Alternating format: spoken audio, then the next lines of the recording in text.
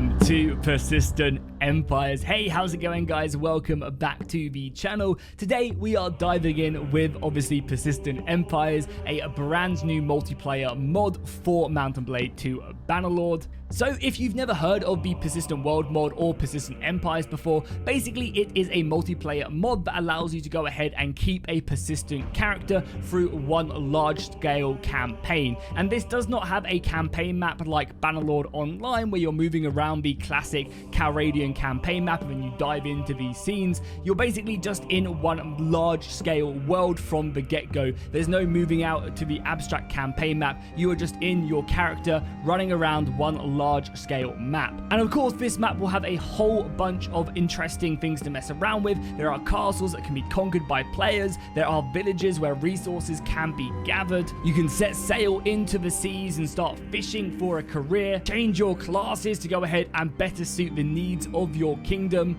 But the most important thing, I think, with Persistent Empires is the roleplay, the fun that brings along. I've already mentioned that there's castles and villages. However, there's going to be people who are needed to go ahead and work them villages. And then you're going to need people to protect the people working on the villages, because there's going to be outlaws. Outlaws are going to want to come in and try and take the resources for their own. So you can already start to see that there's a dynamic right there between people working on the farms, outlaws, and then there's other kingdoms as well, and all of this is going to be player run, which goes ahead and makes for an exciting gameplay experience. So what I thought we would do in today's video is basically just run through what they currently have in the alpha of the mod, which, as I said, you guys can play right now using the link down below in the description. Obviously, keep in mind that this is all still heavily work in progress. This is really the first iteration, and for the most part, these servers were supposed to go down, but they kept them up for a little bit longer, so just keep that in mind. So currently in the alpha, there are several things that you can currently mess around with.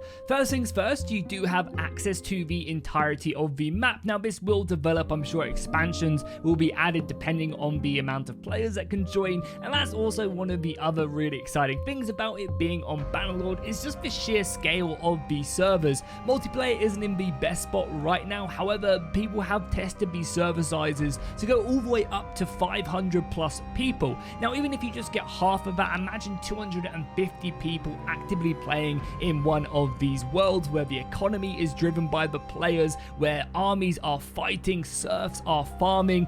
There's tons of stuff that can happen, and there are definitely more than enough clans to actually make that happen, let alone just be random people that do filter in. So I think the server size itself is very, very exciting, as long as they get the players to actually go ahead and achieve everything that Persistent Empires does actually offer. So not only can you mess around with these different types of biomes right now, I believe there's a winter biome, there's a desert biome, and of course just more of a kind of French grassland-esque biome. You can currently gather resources such as wood, wheat, food, and you do actually need food to actually survive currently in the game, so there is going to be a little bit of a survival element. You can also mine resources, and there are several different types of mining ores, and this is definitely again something that I'm looking forward to them really develop more. It would be very cool that if certain parts of the world have access to certain resources, this is going to go ahead and create tons of awesome trade missions. It's going to create wars, and it's going to create really, really fun experiences. For example, let's say that the Desert Kingdom has this specific type of ore that can only be mined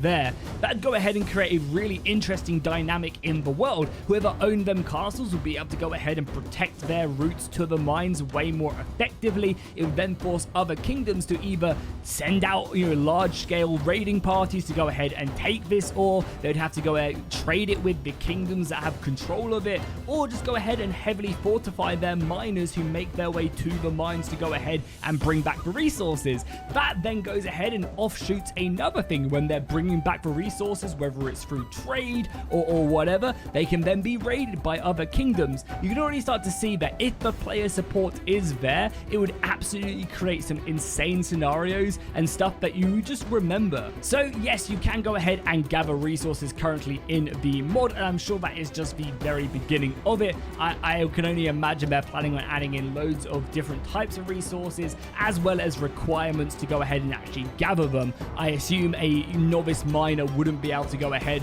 and mine, or at least mine as efficiently as the more advanced ones. There are classes in the game, which we'll get on towards the end of the video, but this leads me on to the next point, which is crafting. Crafting is going to be a massive part of the mod itself. Crafting weapons, armors, better resource gathering tools, and everything above is going to be super important to the kingdom, and I hope there really is a nice economy in that, allowing players to actually sell these to other kingdoms, allowing just the average Joe to go ahead and craft something useful that a kingdom would want. I think that's really important, so that you don't just have to be in a clan to go ahead and find your value in the world. I always love the idea of just going to a village and just living my life, crafting some armor, a sword or two, and then selling it to the local kingdom, but not being a part of that clan. I think that's a really interesting gameplay that a lot of people definitely do vibe with, or just kind of just harvesting resources on the side but not actually being a part of where they're going. Stuff like that gives players a completely different play option than joining a clan and working in a big organization. Once again, I'm getting sidetracked with all the awesome roleplay that could happen. Crafting is in the mod, and this ranges from crafting resources into better resources, armors, weapons, and tools, as well as items such as trebuchets, catapults, boats, and other stuff, which of course is going to be really important.